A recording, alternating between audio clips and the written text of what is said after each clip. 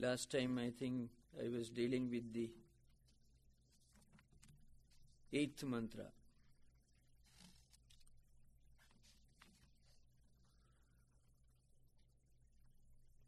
Yes.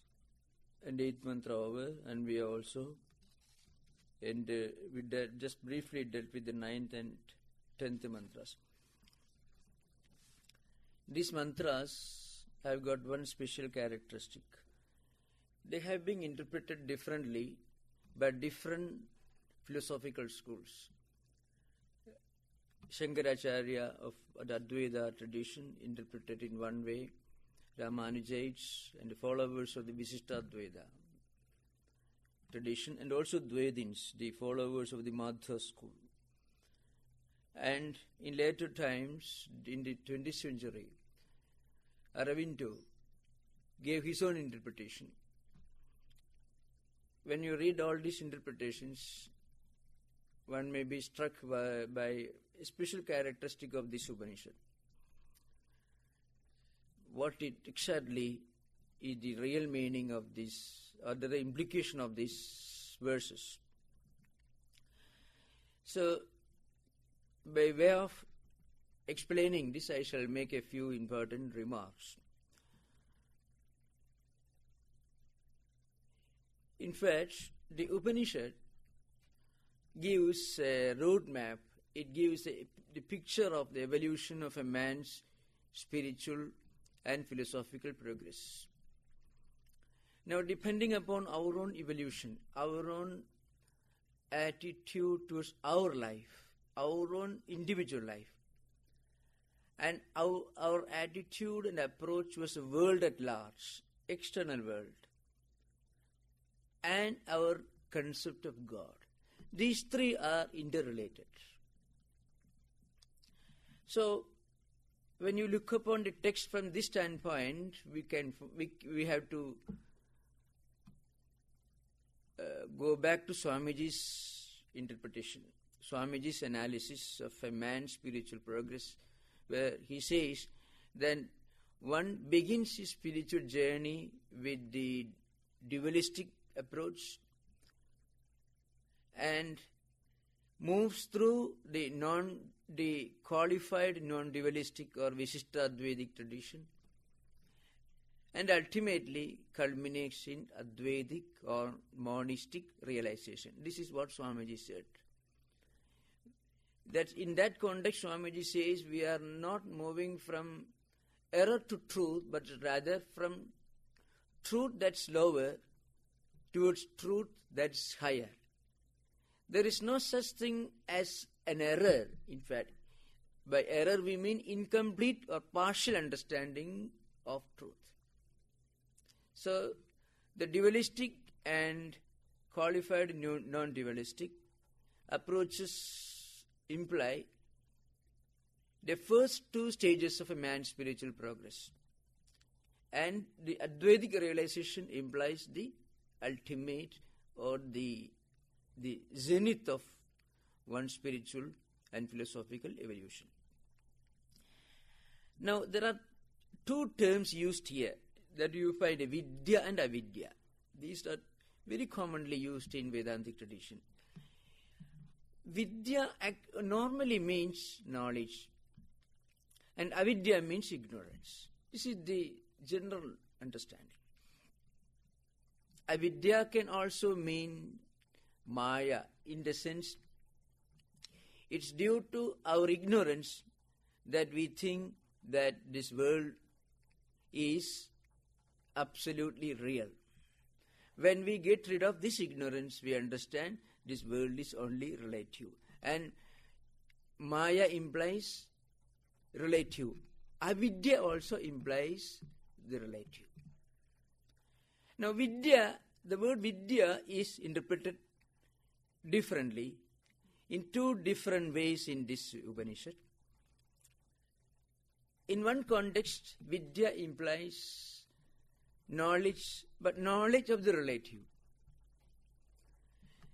Let us say a man who, or a person who thinks this world is real, or the relative knowledge is real. So science, technology, and all other branches of learning related to the empirical life, phenomenal life, which help us to live a comfortable life, which help us to conquer the forces of nature and turn these forces of nature into tools in our hands with which we increase our comforts and make our life more happy in an external sense, in a purely empirical sense.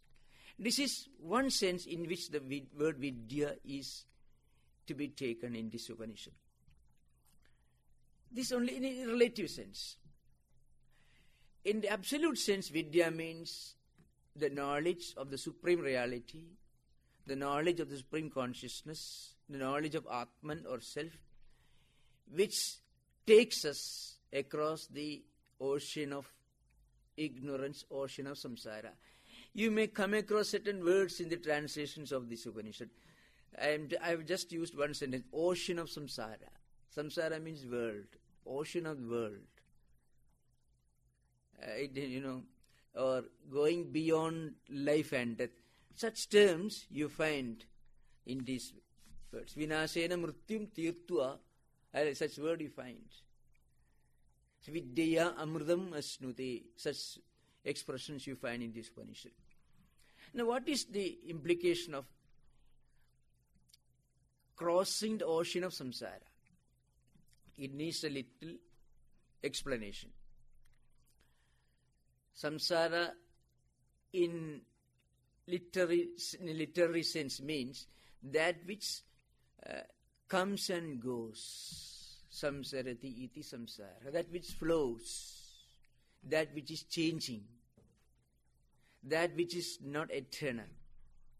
Which is peripheral. Which is phenomenal or which is empirical. Relative. That's what is meant by samsara. It doesn't imply the world alone. The world is changing, but it also implies the phenomenon of human life. And it is related to the theory of rebirth or theory of reincarnation and the law of karma. In Vedantic tradition, an individual soul goes on moving from life to life. Like just imagining a cycle or a wheel you find. In fact, the word is samsara chakram. Chakra means wheel. It's a wheel of this cycle of human life and death. Now, whatever we do, thinking that this world is real, we do with attachment. We do with an element of selfishness. This action, the action need not necessarily be physical action. It may be verbal action, speaking. It may be mental action, thinking, or it may be physical action also, of course. So any of these actions done with the deliberation, with the identification that I am doing this, will be based on another mental process, thinking process. I want to enjoy the result of this action. I am the doer of this action and I am the enjoyer of this action. Any such action, verbal, mental or physical, will leave its mark, its impact in our mind. And then our character also will be formed by these actions. If you read Swamiji's Karma Yoga lectures, you can get a very beautiful description. Swamiji gives an elaborate description, karma and its effect on human character and so on. All these lectures you find. So whatever we do will leave its mark in our mind.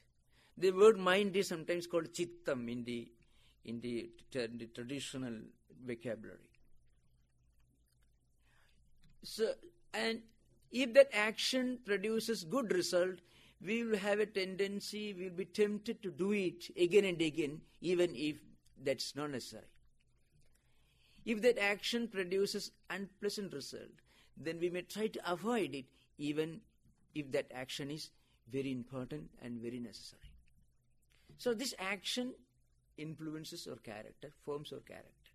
And based on this actions, character is formed, and depending upon the character, our action also will be formed. So actions constitute character, and character influences action also. And then accordingly, when we die, our mind will be influenced by the totality of all the actions that we have done.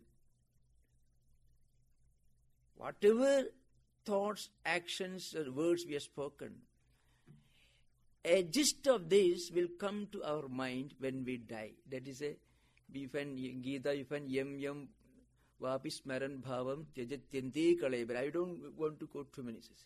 Tat tam tame vaiti kaunteya sada tadbhava bhavitaha.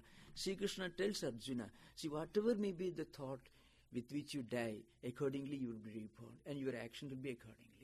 I can emphasize this point by giving a small narration based on the Bhagavata Purana. And the first book, it's called First Skandha. This story, I won't go into details. Parikshit was a great king. It so happened that he committed a terrible crime or a sin by mistake, not willingly. As a result, he got a curse that he will live only for 7 days. At the end of the 7th day, he will die and he will be killed by snake bite. That was the curse he got. And then he was a wise man. He gave up his kingdom, his royal palace, went into the banks of Ganga and started doing tapasya there. He understood there maybe only 7 days are left, 7 into 24 hours. So that much only. I don't want to waste my time. A normal man, if a man is told, well, you are going to live only for 1 month, then also he'll be terrified. But Parikshit was a wise man, because he had done a lot of good, holy deeds in his life. So he decided that he will live as a saint for the last 7 days of his life. And he went to the banks of Ganga. So all the great sages of that time came to know of this episode. They all came to the banks of Ganga to see Parikshit, this great king. Of them, there was one great sage.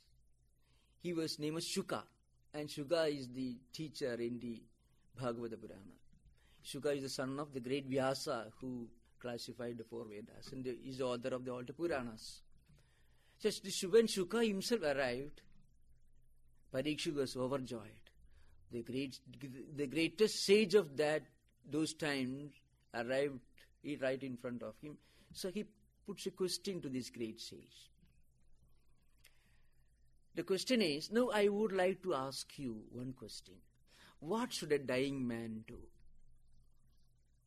What should a dying man meditate upon? What should be his thoughts? How should one face death? Atha prachami samsiddhim yoginam paramam gurum purusasyeha yatkaryam mriyamanasya sarvadha. This is that Sanskrit verse. The literal translation is this. Now I am going to ask you one question.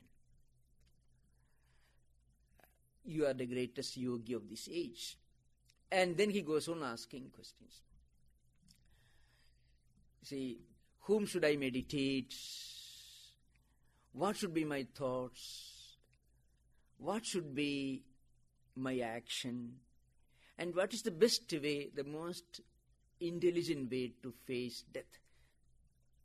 And if one can master the technique of death, he can also master the technique of life. Because people do wrong things because they forget the reality of death.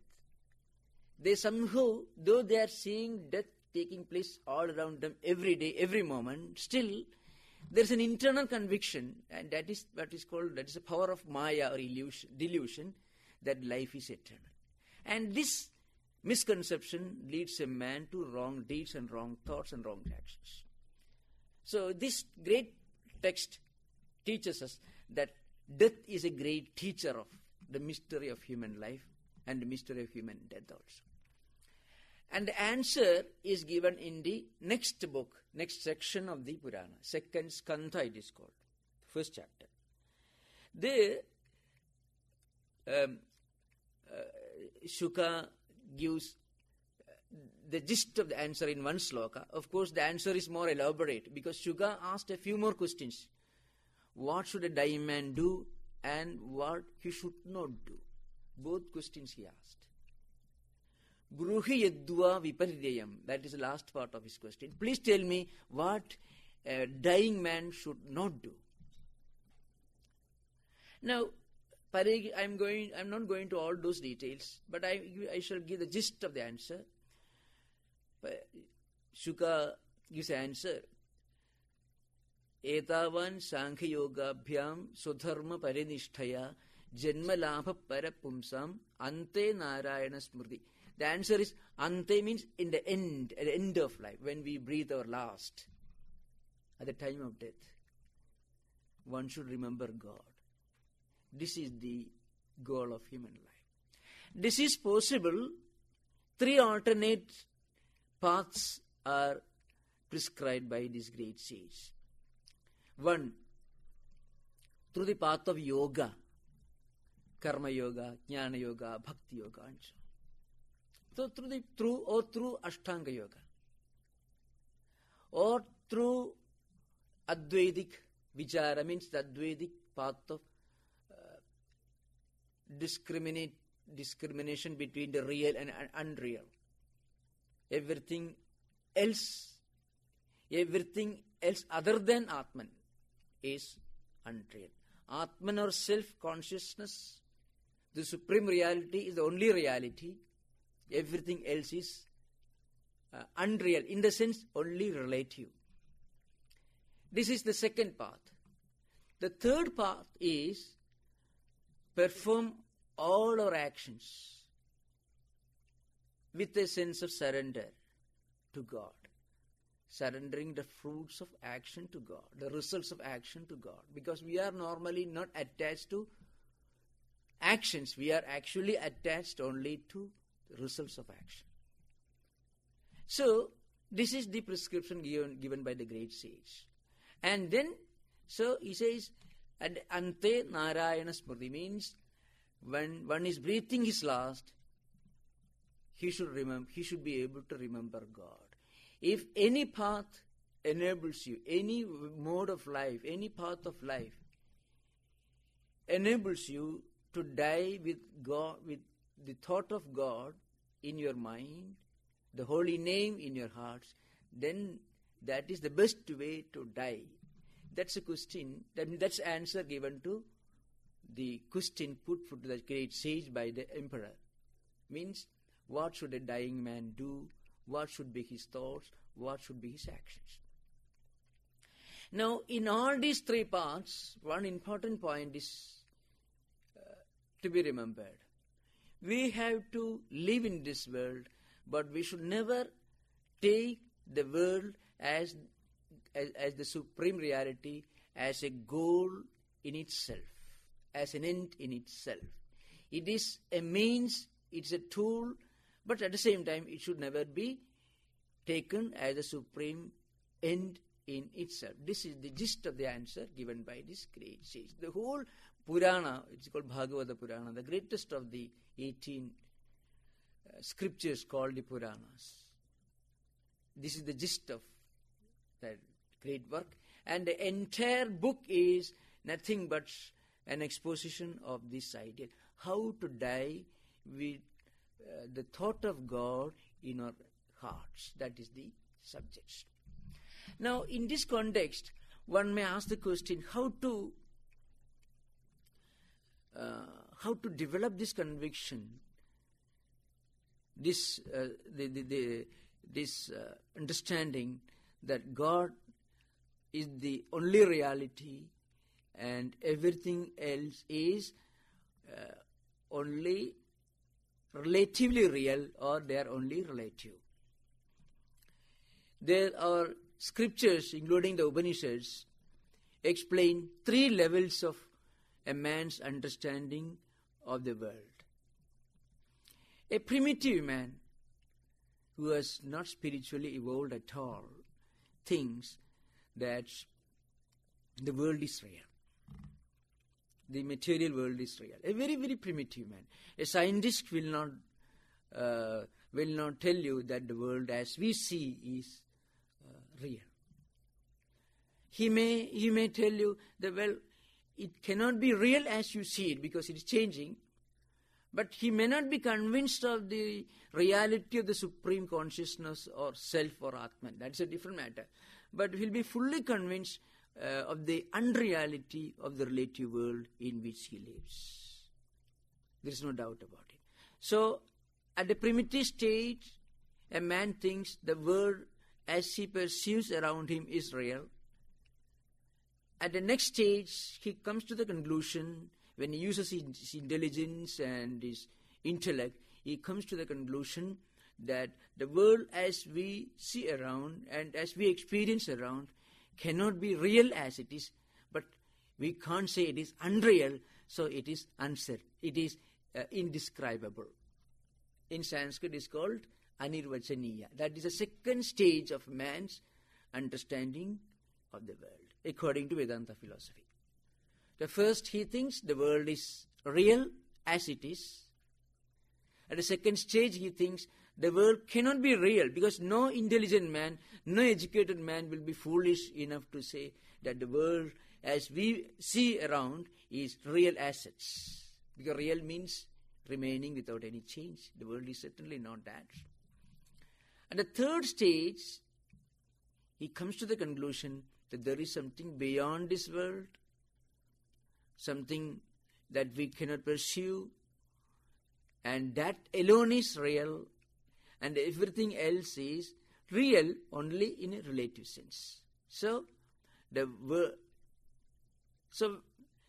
at the beginning, he thinks the world is real. At the second stage, he thinks it is indescribable. At the third stage, he thinks it is only relative. Relative means mithya or maya. These are the 3 levels of a man understanding of the world.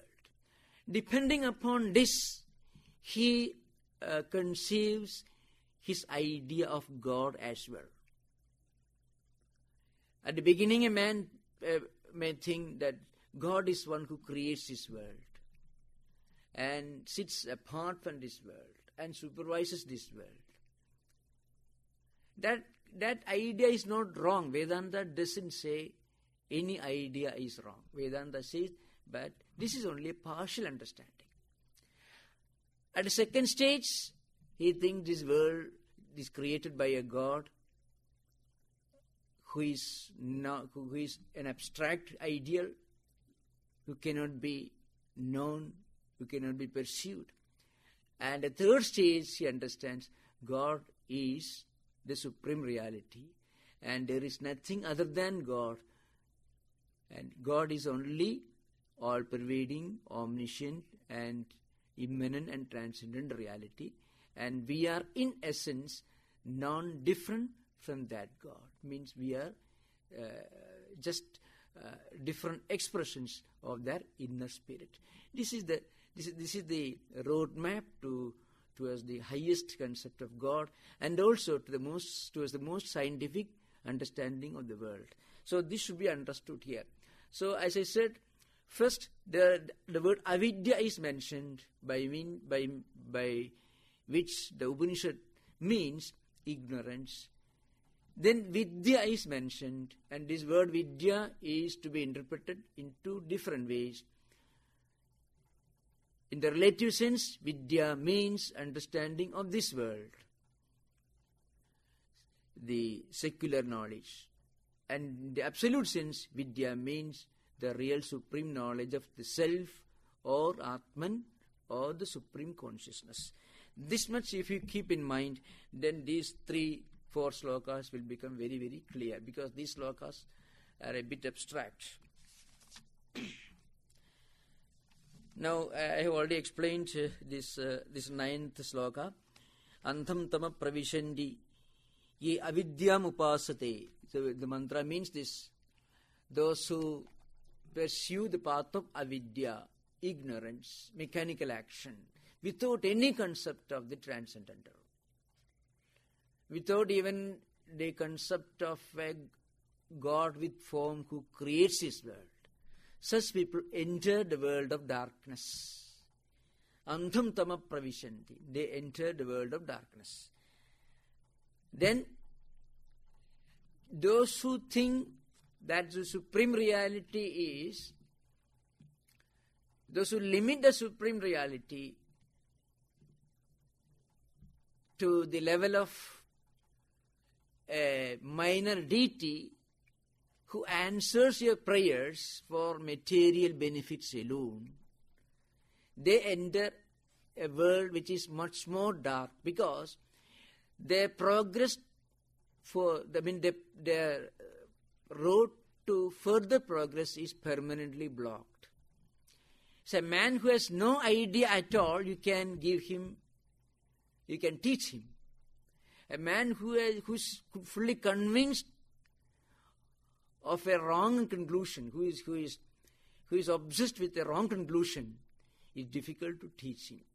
So that's why such people enter a world which is even darker than the earlier world. Then the same word is used in the 10th mantra, Anyadevahu Vidyaya Anyadahu Avidyaya. Idi Susrumadhiranam Yenastat Vichachakshire. I will read the prose order. Vidyaya. Vidya here means the result of Vidya, the result of supreme knowledge. There, Vidya stands for supreme knowledge in this mantra. I told you in the very beginning, Upanishads present a serious difficulty in terms of the language used in explaining high philosophical truths. So Upanishads were framed at a time and in an age when language was in a state of infancy. The Sanskrit that's used in the Upanishad literature is very, very archaic. It is a language in which there was no definite rules of grammar. In fact, the famous grammarian, Panini is named, lived in the 7th or 8th century BC, before Christ. And Upanishads must have been formed around 3,000, 4,000 years before Panini. That means almost 6,000 years or 7,000 years earlier. So, the standardization of Sanskrit grammar and the rules and regulations took place almost 3,000 years after these Upanishads came into existence. That's why language is highly fluid, archaic. So sometimes they had to use the same word to mean different things, very often in the same stanza or the same sentence. Those who are interested in Sanskrit grammar will be surprised. There is a famous statement by a great interpreter, commentator of the first important work in the world on etymology. It's called Ashtadhyayi. Means a work with eight chapters. That's the standard book of Sanskrit grammar by Panini. So, and before that there was another book, Yaska's Nirukta, that also was there. Yaska's Nirukta was little earlier, but Yaska's just took a few verses, about less than 500 couplets from Rigveda Samhita, and gave interpretation of some of the terms used in those mantras. And Rigveda Samhita contains more than 10,000 rigs, means the smallest unit of Rigveda Samhita. More than 10,000, almost 11,000. Between 10,000 and 11,000. And Yaska, the great commentator of the Veda mantras, first commentator, he explains only around less than 500 of them, just imagine. And there's a famous commentary by Acharya there. He says, Pravaktuhu Vaividya Prakarana Vaividya cha Asya Arthasya Annena Bhavidavya. I am going to those details, they are not relevant, but just give an idea of the problem of language in the Upanishad literature. That's what I'm giving. So this great commentator says, the meaning of the word in the Vedic literature has to be interpreted according to the context and also according to the person who uses it at the time of chanting or recitation. It means it was highly fluid. The language had not become a standardized grammatical structure. It did not have a standardized grammatical structure when the Upanishads were written. That's why the same word can mean different things, not only in a text, in a book, but also in each mantra. Sometimes the same sentence uses the same word in two different meanings. That's a problem. Quite good. So, Anyadeva Ahu Vidya, Anyad Ahu Avidya. Idi Susrumadhiranam Yenastad Vichachakshire. Here Vidya according to absolutist philosophers means the knowledge of the supreme consciousness. But there were ritualists in ancient India who used these mantras to perform external rituals. They used to pray to different deities, different gods and goddesses for empirical worldly pleasures. According to them, this Vidya will take you to Surga. Vidya Devaloka means Surga, according to them. But according to a philosopher, according to a true seeker of truth, this Vidya is that learning which takes a man beyond the cycle of life and death, which I mentioned earlier, and beyond all that is relative. That is the real sense in which the word Vidya is to be taken, according to monastic philosophers. So, that's meaning. So, Vidya Anyadeva Ahu Avidya Anyadeva. So, the result of Vidya is one thing and the result of Avidya is something else. This is the opinion of the great sages of the ancient times. Ye naha tad vichachakshire tesham dhiranam iti. Now, we have heard this from the great sages who have taught us the supreme truth. What was their teaching? The result of ignorance of the self is one thing. What is that? Moving through this cycle, this wheel of endless life, death and rebirth. And the game continues eternally. Till one realizes, till one stands apart and asks the question, who am I?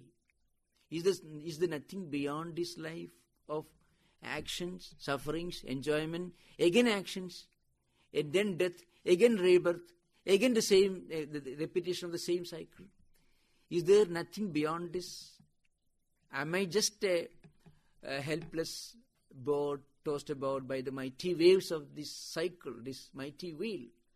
Just an insignificant creature which is forced to move along with this cycle, mighty, endless cycle of life and death. Is there nothing beyond this? Only a philosopher or a spiritual aspirant can ask this question. Till one seriously starts this inquiry, this cycle continues. That is the result of avidya. And Vidya what is the result of Vidya? Vidya is the result of true spiritual inquiry. And as a result of Vidya, you come out of the cycle. And Vedantic tradition prescribes 3 important paths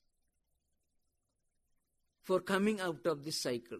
Raja Yoga, Karma Yoga, Bhakti Yoga, and of course Jnana Yoga. Jnana Yoga is not a path as such. It is a supreme realization. So as a result of this Yoga Traya, one can come to real Jnanam. So sometimes the Jnanam is also included. In that case, it becomes 4 Yoga. Otherwise, it is called Yoga Traya. The easiest path, or the easiest and most simple manifestation of this Vidya is Karma Yoga. The karma which binds us today, which binds us to this world, becomes a tool that breaks these chains. That is the science of, that is a technique of Karma Yoga. Normally, whatever we do with selfishness and attachments, I am the doer, I am the enjoyer of the results of my actions. Whatever we do, verbal action, physical action, or mental action in the form of thoughts, whatever may be, these actions bind us to this world. As I said earlier, it leaves a mark in the mind, and accordingly we had to be born to perform that action. You find certain people are born with certain strong characteristics. They can't help behaving in a particular manner. There is an inherent or innate behavior patterns. We can't help it. No psychologist can explain it. In the Vedanta, sometimes called Prakriti Subhava, Gita says, or Anusudha Subhava, Bhagavata Purana says. Certain behavior patterns which are inborn or which are congenital, which we can't help it. Swamiji, in one referring to this, Swami Vivekananda says, we are good because we can't help it. We are bad because we can't help it. Because whatever we do today is a continuation of what we have been doing in the previous life or earlier. What we have done in this life, say after 10th year or 8th or 10th year, we may remember with name and form. Whatever we have done in the previous life, we remember only as an abstract idea. Because name and form were perceived by indriyas, by senses, by the eyes or things. We will forget. But we will get an only abstract idea. Certain abstract ideas we can find manifesting or being expressed in our mind. Certain inherent behavior patterns. The residue of previous actions in previous life. So previous actions belonging to previous life are remembered just as abstract ideas or innate behavior patterns or characteristics. And memories related to this life are remembered with name and also with form. Their memory becomes more vivid and more clear. So here the Upanishad says, Anya Deva Ahu Vidyaya. The result of Vidya is different from the result of Avidya. The result of Avidya, as I said earlier, eternal chains, eternal bondage. Whatever we do becomes a chain that binds us to this world. So we become helpless boats in the mighty ocean of worldly life. But these very actions are turned into tools for breaking these chains. That is the science of Karma Yoga, as Swamiji explains in the Karma Yoga lectures. The actions that we normally perform with selfishness, with a motive behind, can be and should be performed without a motive, without any selfish desire. Then these actions slowly become instruments for breaking the chains of bondage. This is the one way to come out of this mighty wheel created by Avidya. Another path is Jnana Yoga. If one can strongly convince himself, I am the Atman, I am different, I am not this body, I am not an enjoyer of these worldly pleasures or earthly things, I am not a helpless tool in the hands of a merciless destiny or fate, if one can convince oneself, then one can come out of it. But it needs a strong will. Swamiji says only Buddha could do that, only Shankara could do that. Then there is another path, that is Bhakti Yoga. If one can do everything and surrender everything to the feet of a God, of an idea of God. It may be any God, in any religion. An idea of God is a great help in spiritual life. A creator God. If one can surrender oneself and one's actions to the Almighty God, then that also helps one to come out of this mighty will. The fourth path is Ashtanga Yoga. Not a yoga asana, please remember that. Yoga, Hatha Yoga is only one aspect of this science of yoga. Yoga is nothing but Chitta Vritti Nirodha, means complete cessation of all mental impressions. But it is a result of a prolonged process. Through this one can come out of this will. So the technique of coming out of this will is Vidya, and the helpless condition of being bound to this mighty wheel of the cycle of life and death, that is a result of avidya. That is what this mantra, this verse implies.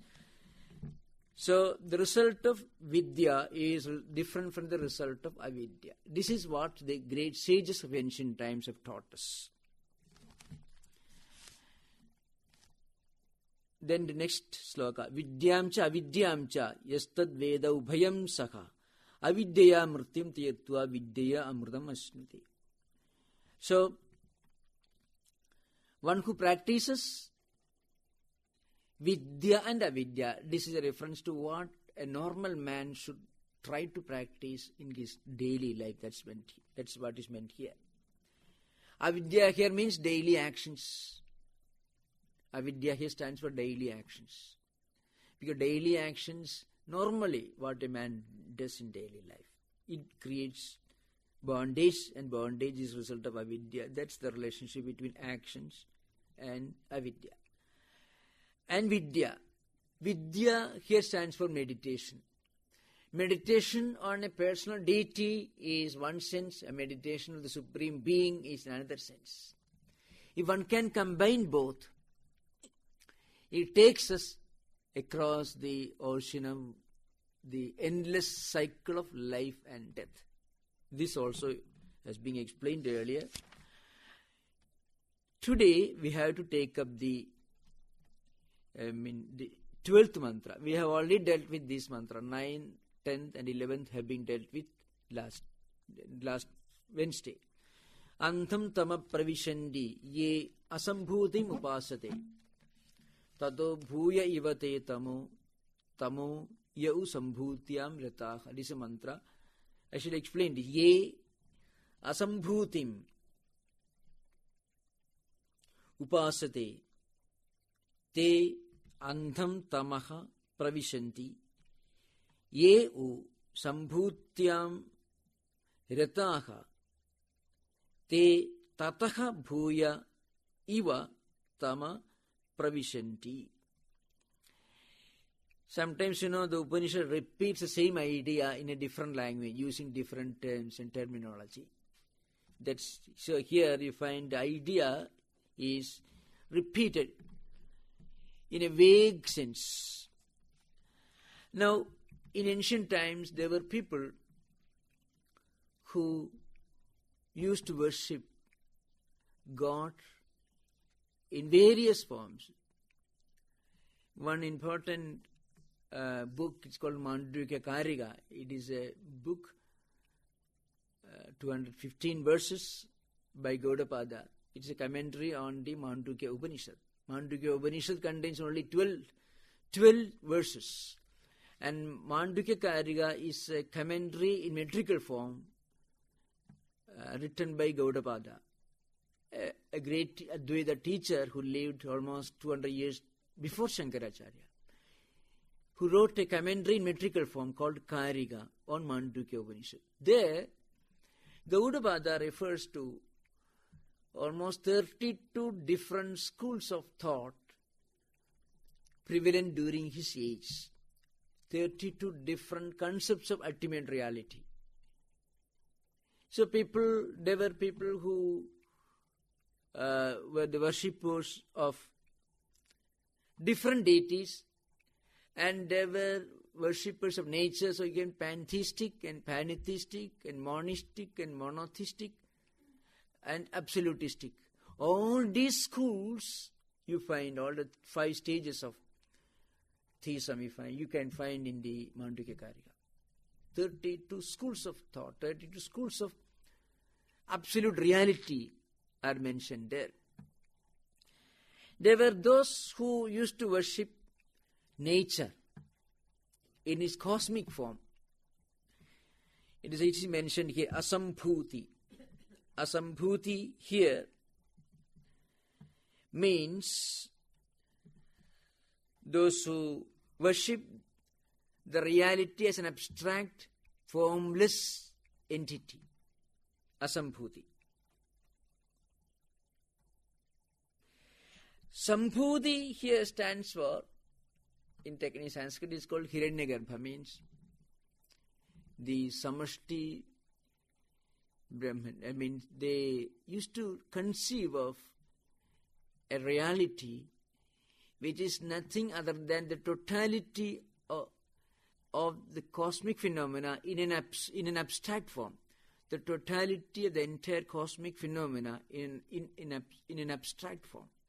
These were different stages in the evolution of philosophy and religion and concept of God. And the great writer Gaudapada, in his commentary, comes to the conclusion that these are all different understandings, different approaches towards the absolute reality. And this difference in approach is caused by the difference in the evolution, in the stage of evolution of different schools of thoughts. So some people used to worship, well, God is nothing other than a spirit. Even now you find some rationalists, well, I don't believe in a God who creates this world, but I believe in a spirit. Spirit in some subtle energy or power, whatever you may call. Such people you can find even now. They may not go to a place of worship. They may not attach any sanctity to a religious scripture. But they will admit that there is a subtle power behind. There is a supreme intelligence which is behind. Otherwise you cannot explain the world, because the world cannot be explained in terms of scientific and technological understanding. That's clear. So there should be some power behind, which we cannot pursue, which we cannot understand. And they would also tell you that that power can never be known. It is a kind of agnosticism. Such people lived in those days. That is mentioned here. So they were the worshippers of Asambhuti, means a spirit, an entity which has no origin, and therefore which has no end, which is abstract, which is eternal. The vague, ambiguous understanding or concept of the absolute consciousness, Atman. That is what it is. That is Asambhuti. Then there were those who used to worship Sambhuti. Sambhuti here stands for the cosmic phenomena. That is also abstract. But its manifestation is visible everywhere. It is a sum totality of the cosmic phenomena. Not earth only, but entire cosmic phenomena. That's what they would tell you. So such people were there in those days. Now, tato bhuya ivate tamo yau sambhutyam rataha. Now those who worship Sambhuti, that means the entire cosmic phenomena, they project a concept of God who is a giver of gifts and rewards. So whatever you pray for, that God gives you. In fact, everyone, it's easy, it's easy to conceive of a God who is kind, compassionate, etc. In fact, God is compassionate, no doubt about it.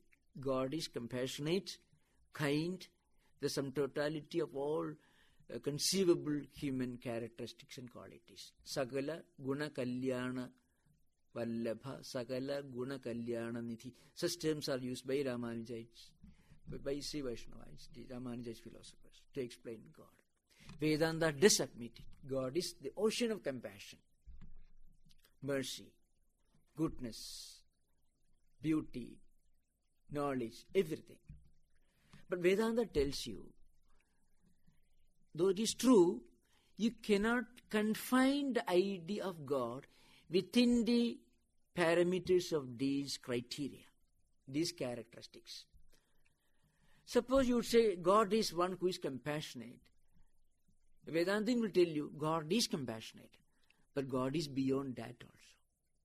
Not that God is certainly not uncompassionate. It is not devoid of compassion. It means you cannot define God in terms of a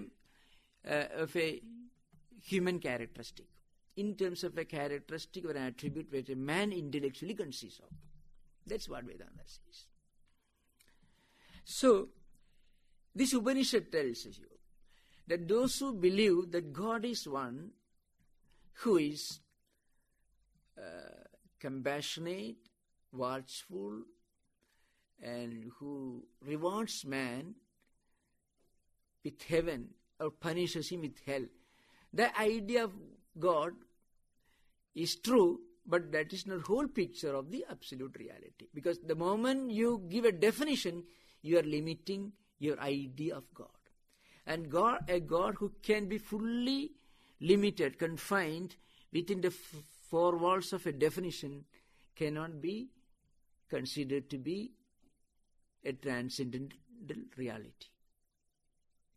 Definition is always a limitation. So to imply that God is beyond limitation, Vedanta tells you God is compassionate, but God cannot be confined, can be limited, can be defined just as a person who is compassionate. That's why Vedantic idea alone takes you beyond the concept of Surga, which is called heaven. In Sanskrit it's called Surga, or heaven. Any religion other than Vedanta takes you up to heaven only. Maybe Vaishnavite school will tell you, go to Vishnu's world, Vishnu Loka. Shiva is Shiva Loka, Brahma Loka, or heaven, whatever you may call.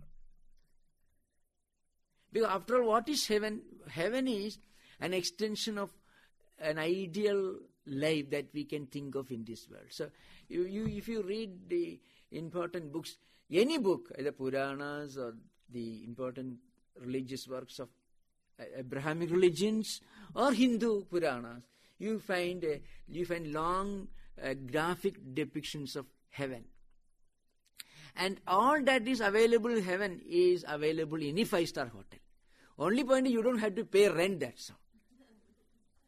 So Vedanta thinks and conceives of a God who cannot be defined, who cannot be limited within the four walls of a definition, who takes you even beyond heaven.